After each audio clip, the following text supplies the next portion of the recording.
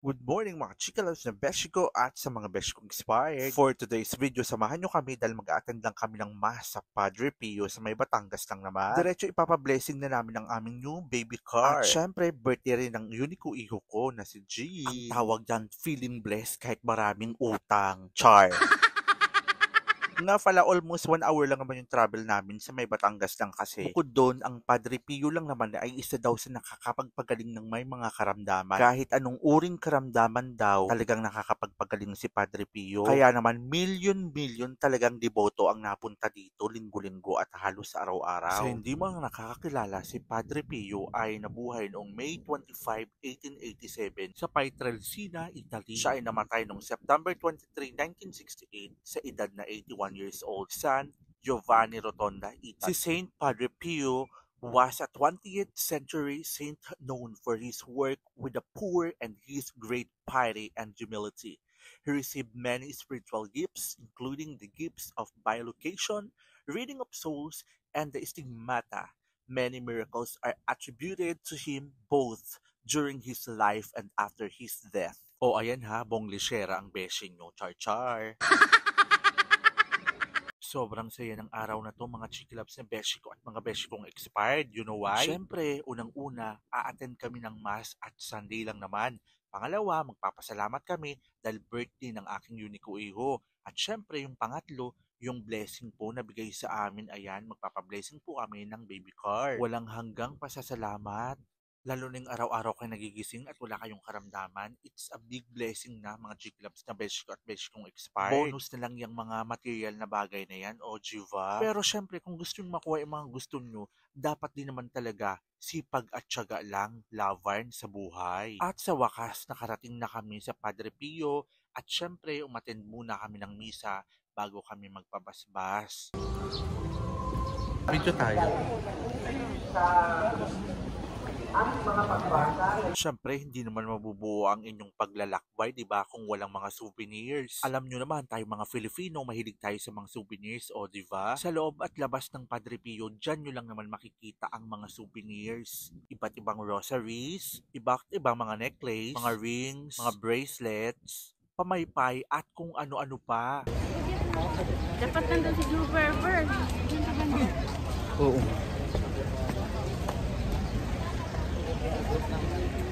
Ang mga sala para ng pagpapatawan namin sa mga nagkakasala sa amin.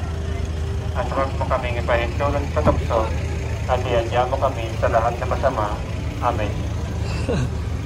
Aba ngayong Maria, napupuno ka ng grasya, ang Panginoong Diyos. After namin magpa-blessings, pumunta kami sa kaibigan ng mami ko. Actually, classmate talaga siya nung high school. Napakaganda ng sceneries, diba? Ang social, diba? Province na province ang peg, pero malapit lang yan sa city. Siguro mga 5 minutes lang from Padre Pio, andyan na kami. Pagdating namin, napaka-welcoming po ng mag-asawa. Maraming salamat po, Tita Marichu. Doon na rin pala namin sinelebrate ang birthday ng anak ko. At marami pa sila sa aming pauwing mga fruits. Wow, ang social talaga, shala-shala.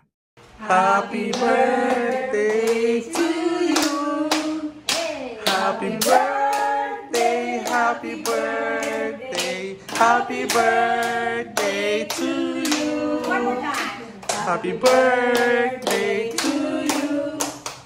Happy birthday to you.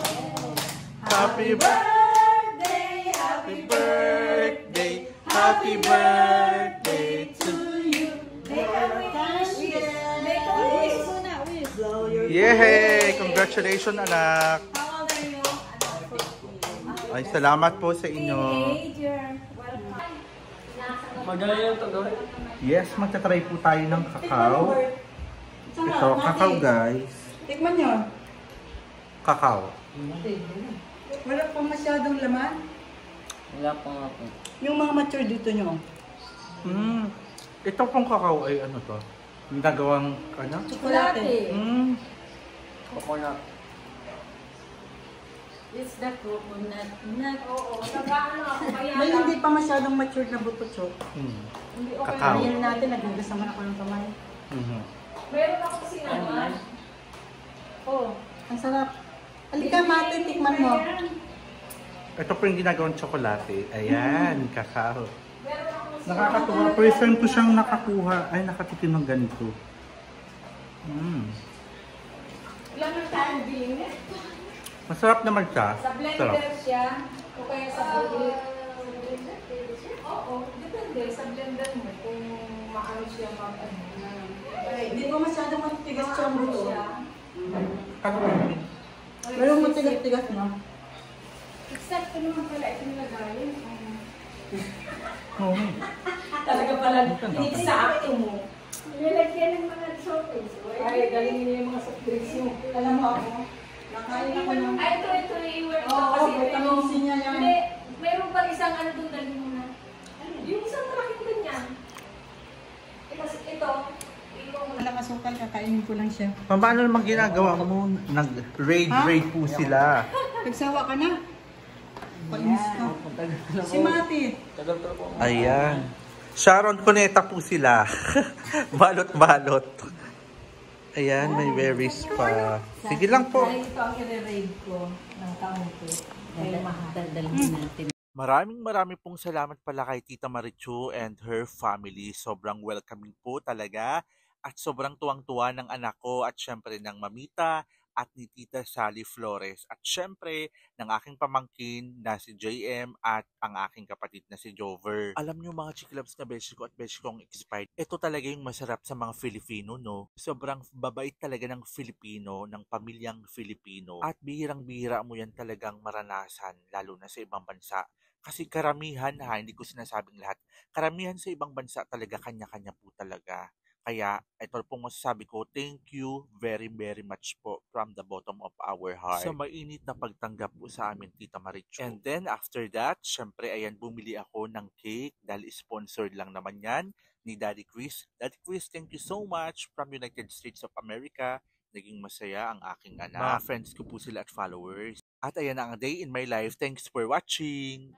Life, oh life.